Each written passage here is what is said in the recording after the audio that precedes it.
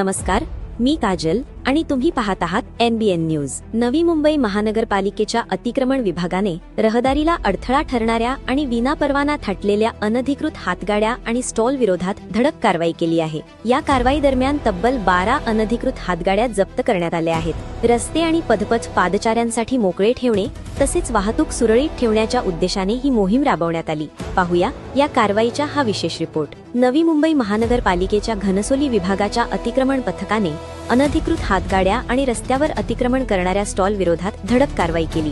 घनसोली विभाग समिती क्षेत्रातील बिकानेर स्वीट ते हनुमान मंदिर रस्ता या परिसरात ही कारवाई करण्यात आली।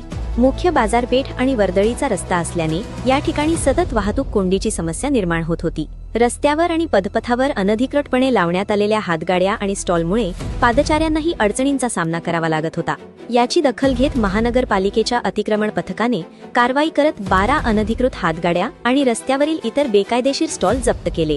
रस्ते आणि पदपथावरील गर्दी कमी करणे, वाहतूक सुरळीत ठेवणे आणि पादचाऱ्यांसाठी फुटपाथ मोकळे करणे हा या कारवाईचा मुख्य उद्देश असल्याचे पालिका प्रशासनाकडून सांगण्यात आले।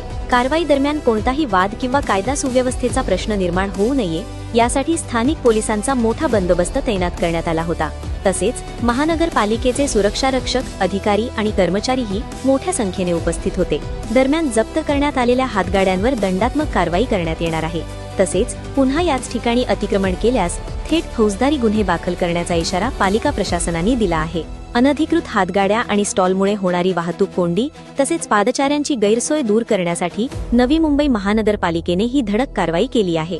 यापुढेही शहरातील अनधिकृत अतिक्रमणांविरोधात कारवाई सुरूच राहणार असल्याचे पालिका प्रशासनाने स्पष्ट केले आहे। कॅमेरामन सोबत मी काजल, NBN न्यूज।